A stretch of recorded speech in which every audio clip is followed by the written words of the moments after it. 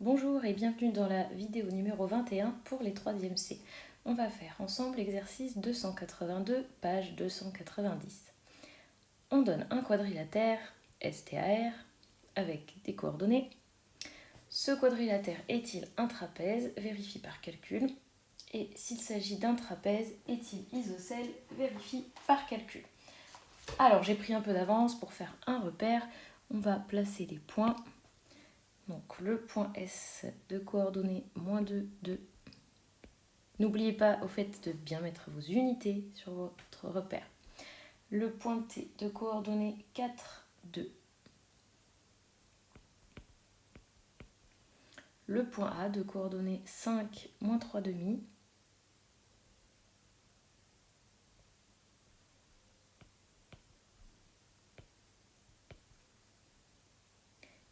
Et le point R de coordonnées -3, -3 demi.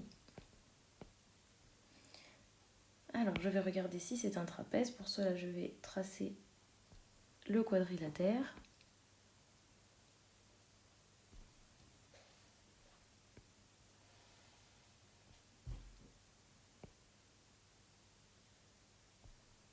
Voilà. Bon, avec une règle, ce sera plus précis. Hein. Désolé, c'est les aléas de l'iPad. Alors, est-ce que c'est un trapèze? Bon, déjà, qu'est-ce que c'est un trapèze? J'espère que vous vous souvenez un petit peu. Pour être un trapèze, il faut avoir deux côtés parallèles.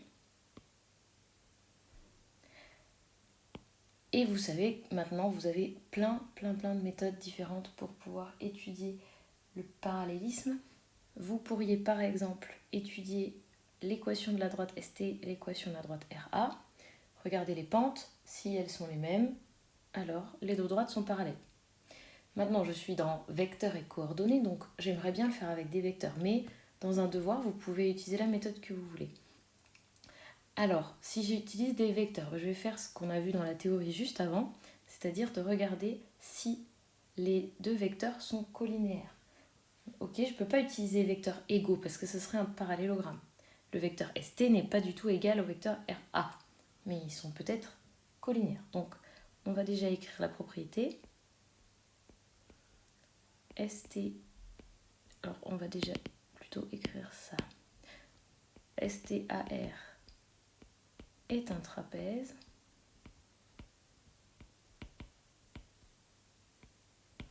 Si et seulement si ST est parallèle à RA. Pardon. C'est-à-dire, vous connaissez cette expression, cette abréviation IE, c'est-à-dire ST et RA sont collinaires. Donc on ne sait pas encore. C'est un trapèze si ils sont collinaires.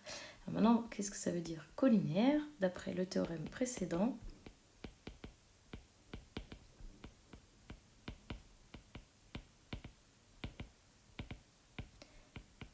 eh bien, ça veut dire que le déterminant de ST et RA doit être égal à 0.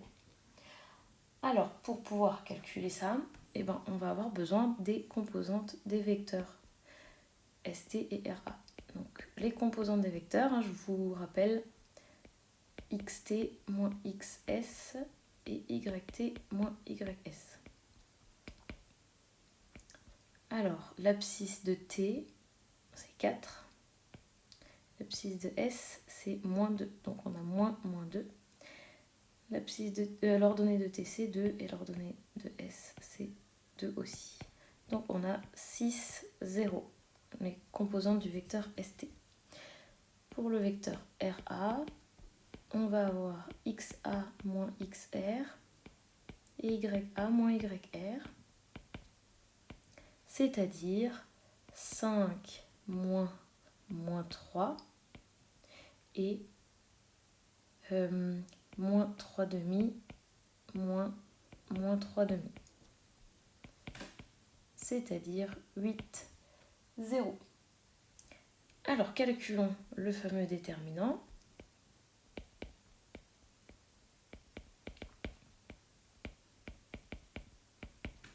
Dans la première colonne, je mets les composantes du vecteur ST. Dans la deuxième colonne, les composantes du vecteur RA. Et on fait notre calcul comme ceci. 6 fois 0 moins 0 fois 8. Et on obtient 0. Ainsi, ST et RA sont collinaires. Et qu'est-ce que cela signifie pour notre quadrilatère? Eh bien, il est un trapèze.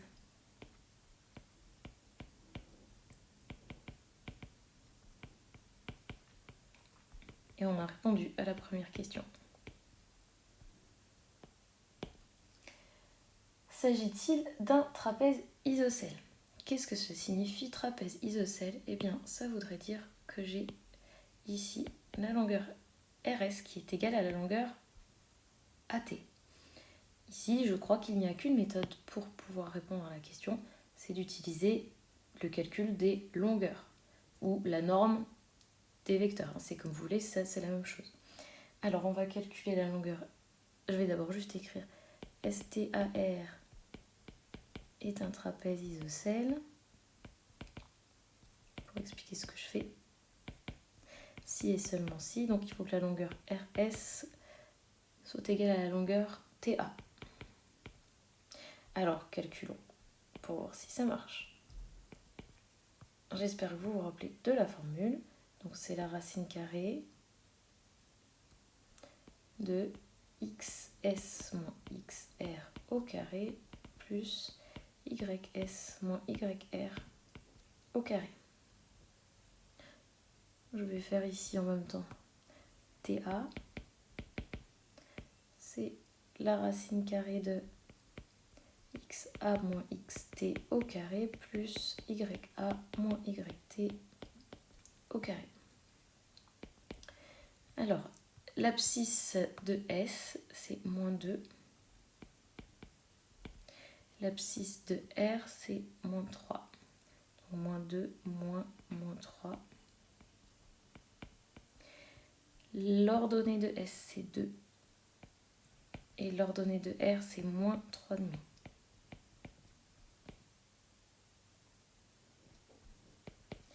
Je vais obtenir 1 dans la première parenthèse et au carré, ça me donne 1. Et bon, je vais vous donner le résultat directement, je pense que ça ne pose pas trop de problème. Ça va faire tout à la fin racine carrée de 53 sur 2. Pour l'autre formule, alors l'abscisse de A c'est 5 et l'abscisse de T c'est 4. L'ordonnée de A c'est moins 3,5 et l'ordonnée de T c'est 2.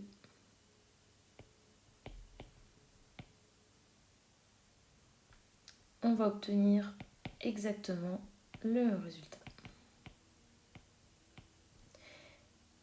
Alors comme les deux valeurs sont identiques,